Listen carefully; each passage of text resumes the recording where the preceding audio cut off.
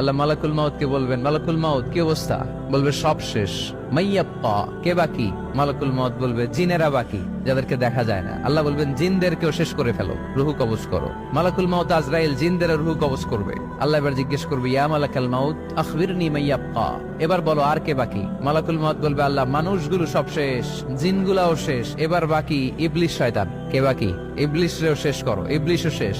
আল্লাহ আবার জিজ্ঞেস করবেন, ইয়া মালাকাল মাউতি মাইয়াব্বা, আর কে বেঁচে আছে বলো? মালাকুল মাউত বলবে, আল্লাহ আপনার কথা অনুযায়ী পৃথিবীর সব মানুষের রুহু কবজ করলাম, সব জিনদের রুহু কবজ করলাম, ইবলিসের রুহু কবজ করলাম, এখন আছে শুধু ফেরেশতা। আছে কারা? যাও ফেরেশতাদের রুহু কবজ করো। ফেরেশতাদের রুহু কবজ হয়ে যাবে। এবার আল্লাহ জিজ্ঞেস করবেন, ইয়া মালাকাল মাউত আখবিরনি মাইয়াব্বা। মালাকুল মাউত বলবে, আল্লাহ আপনার কথা মতো ধরে ধরে সব শেষ, ফেরেশতাও শেষ, 4 জন ছাড়া। কয়জন ছাড়া? জোরে বলেন, কয়জন ছাড়া? ইসরাফিল, জিব্রাইল, মিকাইল, আজরাইল। আল্লাহ এই 4 জন আমরা বাকি। আল্লাহ বলবে, যাও ইযহাব ইনতালিক ইলা জিবরিল ওয়াকবাদ রূহা, জিব্রাইলের রুহু কবজ করো। ইযহাব ইলা ইসরাফিল ওয়াকবাদ রূহা, ইসরাফিলের রুহু কবজ করো। ইযহাব ইলা মিকাইল ওয়াকবাদ রূহা, রুহু কবজ করো। ওই 3 ফেরেশতাও শেষ। এবার আল্লাহ তাআলা জিজ্ঞেস করবেন, ইয়া মালাকাল মাউত আখবিরনি মাইয়াব্বা, হে মালাকুল মাউত আর কে বাকি আছে বলো? মালাকুল মাউত বলবে, আল্লাহ আপনার কথা মতো মানুষগুলো শেষ, জিনগুলো শেষ, ইবলিস শেষ, আমার বাকি 3 ভাই ইসরাফিল, মিকাইল, জিব্রাইলও শেষ, শুধু আমি, শুধু আমি। আল্লাহ বলবেন, কেউ নাই? মালাকুল মাউত বলবে, না আল্লাহ কেউ নাই। এবার আল্লাহ তাআলা বলবেন, মালাকুল মাউত তুমি তো সবাই রে মারছো, এবার তুমি মরো, এবার তুমি মরো, তুমি মরো। শোনার সাথে সাথে মালাকুল মাউতের কাঁপুনি ছুটে যাবে, খিঁচুনি এসে যাবে ভয়ে। আল্লাহ বলবেন, কাঁপুনি দিয়ে তো লাভ নাই, কারণ কুল্লু নাফসিন যায়িকাতুল। রব্বুল আলামিন বলবেন, মালাকুল মাউত কেঁদো না, এটাই দুনিয়ার বিধান, আমি আল্লাহর দেয়া বিধান, এটাই, জন্মালেই মরতে হয়। যাও, জান্নাত জাহান্নামের মাঝখানে একটা জায়গা আছে, জায়গাটার নাম হলো আরাফ। এই আরাফের মধ্যখানে যে দাঁড়াও, ওখানে যে মালাকুল মাউত কাঁপতে থাকবে।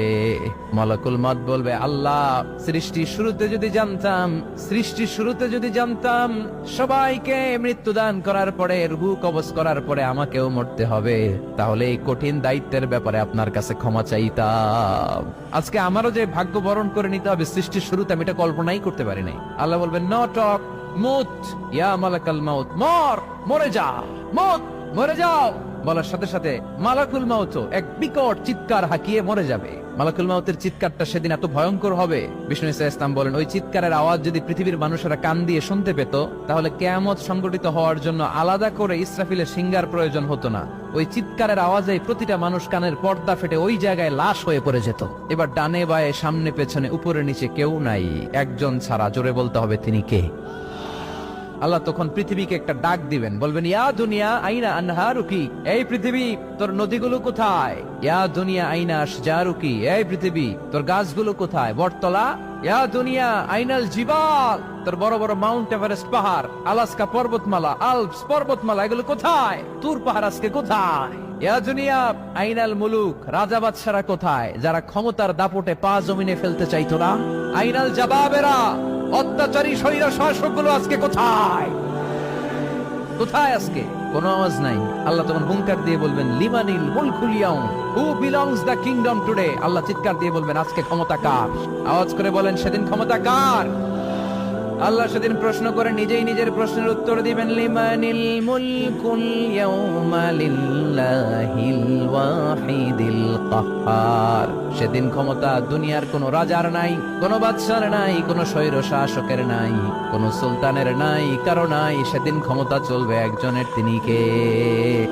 তার নাম হচ্ছে রহমান। তার নাম কি? আরো জোরে বলেন, কি নাম? এজন্য রহমান কারে বলে আজকে চিনতে পারছেন? তার দয়ার শেষ আছে? তার ক্ষমতার কোন কুল কিনারা আছে? তার ধন ভান্ডারে কোনো কমতি আছে? এজন্য লা বিশাইইন মিন নিআমিকা রাব্বানা নুকাযযিবু ফালাকাল হামদ, we don't deny any of your mercy and blessings, all praises to you। আল্লাহ তোমার কোন নিয়ামতকে আমরা অস্বীকার করি না। আল্লাহ প্রথমে ধমক দিয়ে বলছেন, এই মানব জাতি আর জিন জাতি, আমার কোন নিয়ামতকে অস্বীকার করবি? আমরা বলি কোনটাই অস্বীকার করি না। সকল প্রশংসার মালিক একজন, তিনি কে? ইমাম বাইহাকি বলেন, আল্লাহর হাবিব সাল্লাল্লাহু আলাইহি ওয়াসাল্লাম ইরশাদ করেছেন, ইন্না লিকুল্লি শাইইন আরুস ওয়া আরুসুল কুরআনি সূরাতু আর-রাহমান। আলেম ওলামারা বলেন তো আরুস মানে কি? মাশাআল্লাহ, নববধূ। আরুস মানি নতুন বউ, আরুস মানি নতুন বউ, নববধূ। আল্লাহর হাবিব বললেন, লিকুল্লি শাইইন আরুস, সবার একটা করে নববধূ হয়।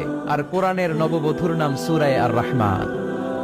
ইন্না লিকুল্লি শাইইন আরুস ওয়া আরুসুল কুরআনি সূরাতু আর-রাহমান। দুনিয়ার প্রত্যেকের জন্য আল্লাহ একজন করে নববধূ দান করেছেন। আল্লাহর কোরআনেরও একটা নববধূ আছে, এই কোরআনের নববধূর নাম সূরা